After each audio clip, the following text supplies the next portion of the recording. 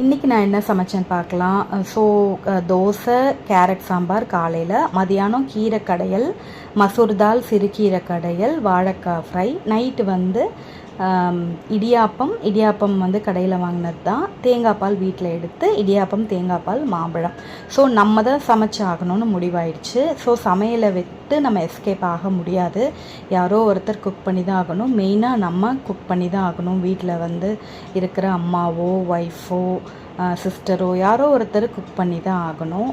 அப்போ நம்ம சமையலை கொஞ்சம் சந்தோஷமாக செஞ்சால் அது நமக்கு ஒரு பெரிய சுமையாக தெரியாது.